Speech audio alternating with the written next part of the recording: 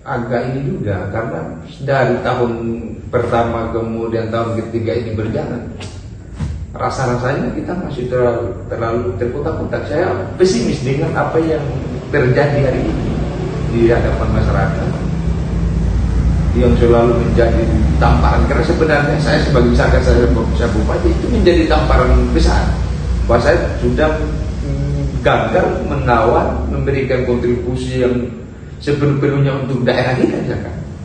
Ya, kalau masalah perpecahan atau kotak-kotak yang terjadi di masyarakat itu kan itu konsekuensi dari pemilihan yang hanya dua pasangan itu tadi, hanya dua pasangan, sehingga memang pembelahannya itu agak terasa, bahkan sampai di desa-desa kan kita rasakan. Nah itu juga menghambat pembangunan ternyata. Dia sudah pasti, Pak. Saya dulu pernah katakan bahwa kondusivitas itu sangat menjadi sangat berkontribusi besar dalam perjalanan pembangunan. Karena belum apa-apa, misalkan kita sudah diganggu, sudah demo di kanan, sudah dihantui DPR. Tentang ganti bupati, saya selama tidak ada gagasan yang muncul, siapa yang mau ganti? Jadi kasih keluar tuh gagasan. Jadi siapa ganti siapa itu? Yang ganti bisa lebih baik atau tidak? Iya. Nah, bagaimana kita mengukur?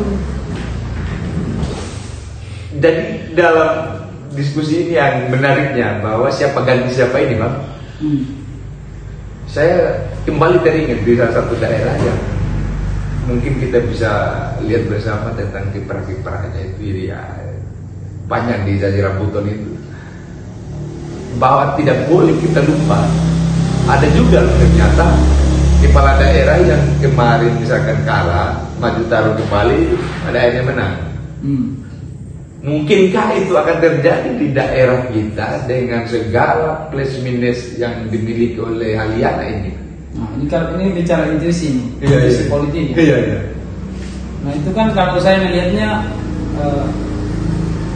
efek trauma dari sebuah harapan yang diberikan oleh calon-calon pemimpin misalnya. Nah orang cenderung melihat apa yang ada, dan hampir semua tempat kan selalu orang mengingat yang lama. Itu terjadi di mana-mana. Di negara pun begitu.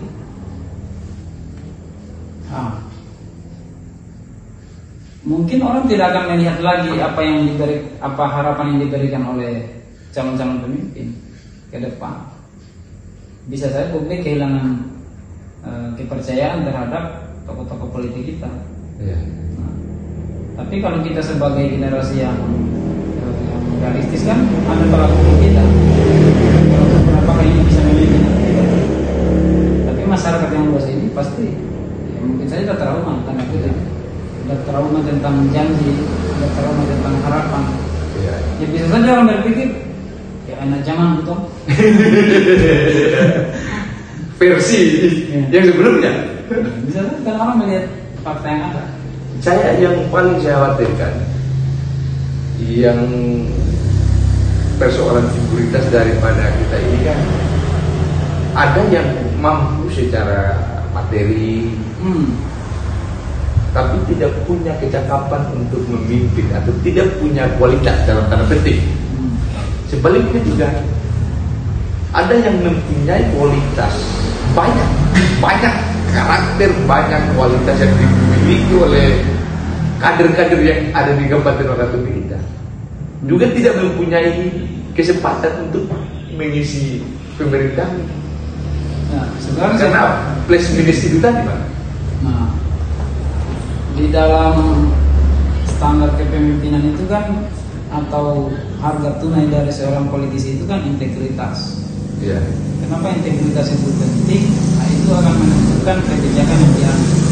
Contoh misalnya gitu, visi itu kan harus komprehensif. Misalnya saat visi seorang pemimpin itu harus sesuai dengan personalia yang dipilih, karena dia akan menerjemahkan program itu.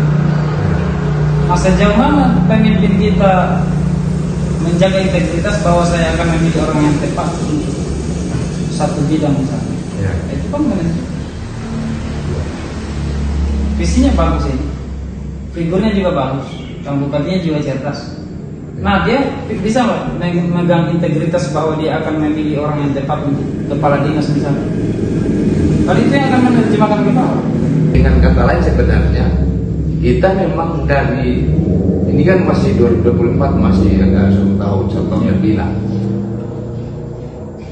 Kita memang sebagai generasi muda harus berkuat tentang bagaimana sih memimpin, atau bagaimana sih memilih, atau bagaimana kita menetapkan standar kita terhadap bagaimana memilih salah satu kandidat misalkan. Mungkinkah kita mulai dari DPR ini yang akan tiba? Oh, maksud DPR. Atau tiba masa nanti dibahas. Ya. Bahwa kalau saya punya niat untuk maju tahun di DPR, di bupati misalkan, maka orang-orang yang mengisi kampung legislator kita, ya saya harus jadi, ya saya harus playmaker untuk memberi, gimana itu Bang? Sebenarnya bagaimana Henry melihat figur-figur calon DPR yang ada? Kalau saya dari konten-konten saya kemarin, saya sudah menetapkan ini standar. Ada 2 standar sih sebenarnya. Yang pertama standar kita adalah materi. Kalau standar kita materi, ya mau tidak mau kita harus sampai kita dapat standar materi itu. Misalkan kita ingin 200.000, kita ingin 500.000 per kepala, per 1 orang. Kalau kita standar kita 500.000, kalau orang tidak memberikan kita 500.000, jangan pilih. Ada juga yang mempunyai standar, oh ini harus berkualitas, harus pintar ngomong, harus aspiratif. Ada juga itu. Nah yang saya temui di masyarakat itu ada perbedaan harapan antara memilih calon anggota DPR dengan tugasnya. Itu gimana? Jadi saya pilih, mulai kencang diskusi. Saya pilih Henry dengan harapan bisa bawa A, B, dan C. Tugas Henry bukan itu. Ya, DPR akan menjadi orang yang berjanji terus kalau begitu.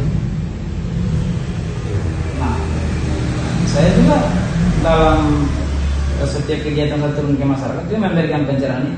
Tugas DPR itu harus tahu agar kita tidak memiliki harapan yang salah ketika memilih soal DPR. Apakah kita memilih anggota DPR karena kualitasnya atau kemampuan finansialnya atau dua-duanya? Itu menentukan. Dari apa yang kita sudah diskusikan dari awal sampai akhir ini tadi, apa hal yang abang ingin jadikan sebagai konklusi daripada konten ini untuk tahun 2024? Untuk Pilkada 2024. Siap. KPU kan tidak menyediakan ruang untuk kita bisa menguji dengan tajam apa gagasan dari kandidat yang akan muncul nanti kan. Ya sehingga kita butuh banyak forum-forum untuk bisa kita menguji gagasan-gagasan yang akan ditawarkan oleh figur-figur ke depan. Namun jauh sebelum itu, kita juga sebagai generasi muda yang akan melakukan, anggap saja kita menguji para kandidat, tentu harus tahu rambu-rambu pemerintahan. Sehingga tidak ada sebuah retorika yang bisa menjebak kita semua. Artinya ketika dia bicara kita bisa ukur melalui